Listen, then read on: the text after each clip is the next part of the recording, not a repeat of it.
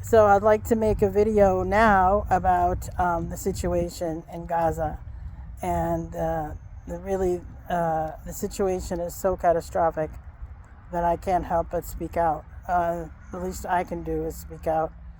I certainly have some my own health issues, so I can't do much more than do my part in speaking out, donating, um, speaking to my local congressman, doing what I can in my capacity. And we each have to do what we can in our capacity. I wish I was young enough or healthy enough to be on that Freedom Flotilla. The Freedom Flotilla people, I admire them so much.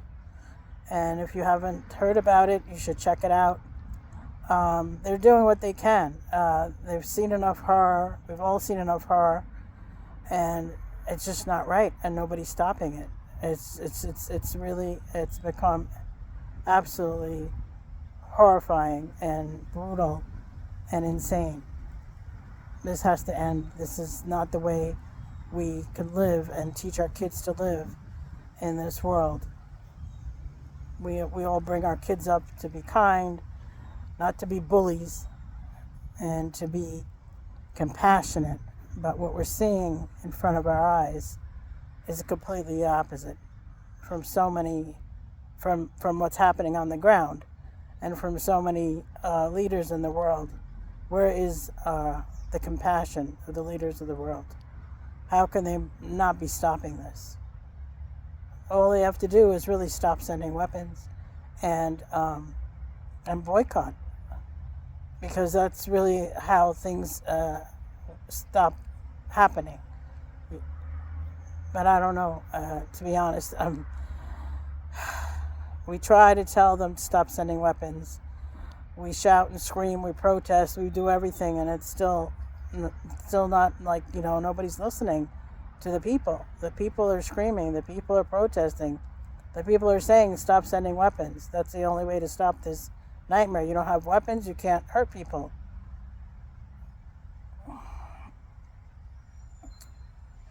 Dialogue, talking, compassion, having a ceasefire is the utmost necessity now, permanently.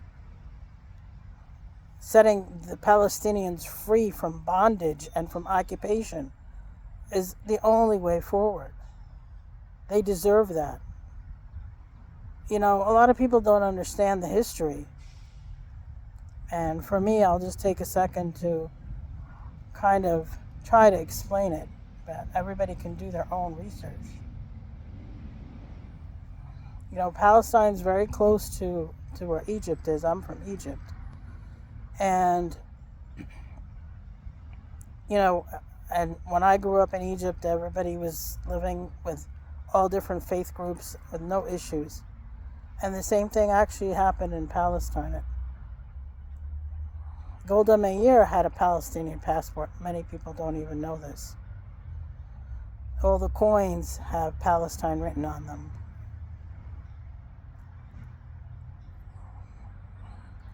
So I don't know what the problem was in Europe, but there was issues that were horrific.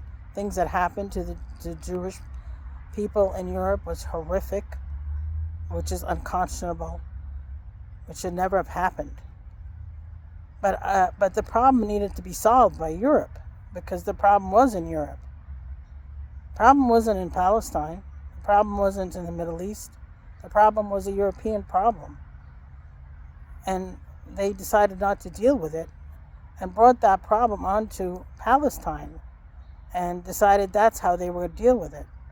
That's not right. You don't, deal with an issue by throwing that issue into another country. That's not how we deal with problems. Whatever the problem is, which should never have been a problem in my viewpoint, there shouldn't even be a problem, but there was a problem. And the Europeans were the ones who made the issue a problem. They should have solved the problem, not bring the problem onto a foreign country way in the Middle East called Palestine.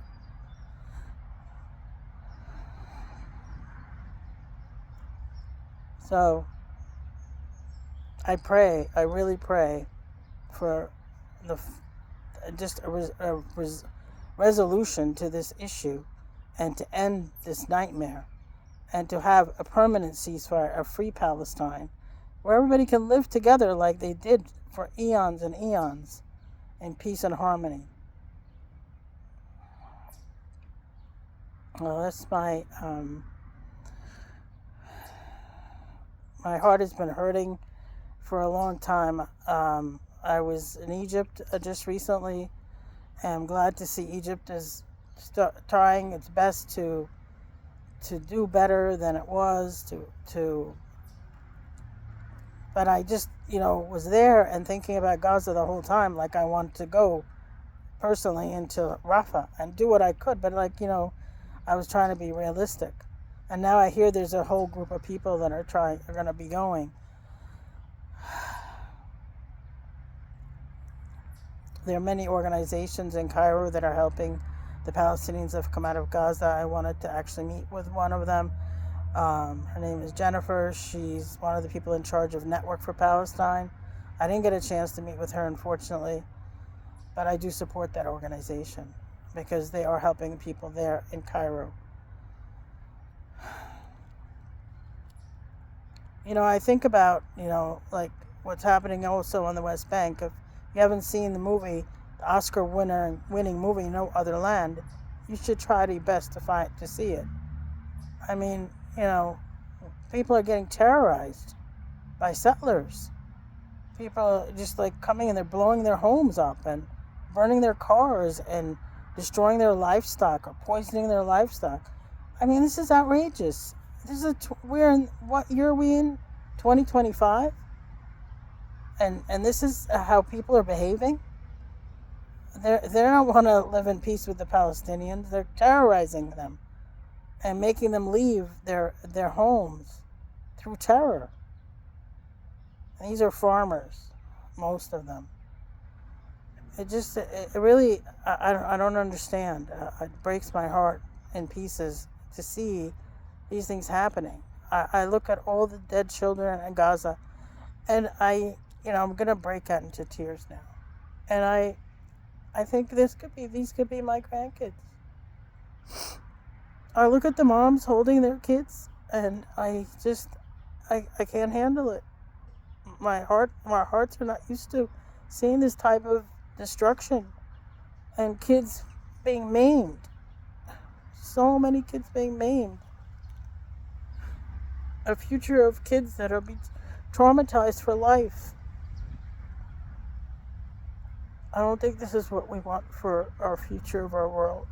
I don't think any sane person with a heart wants this.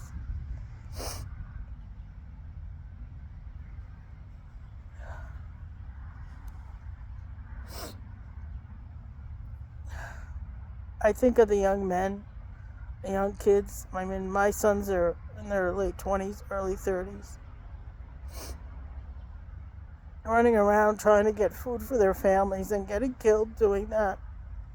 I mean, this whole thing is dystopian. It's just unbelievable. We have to do more. We have to end this nightmare.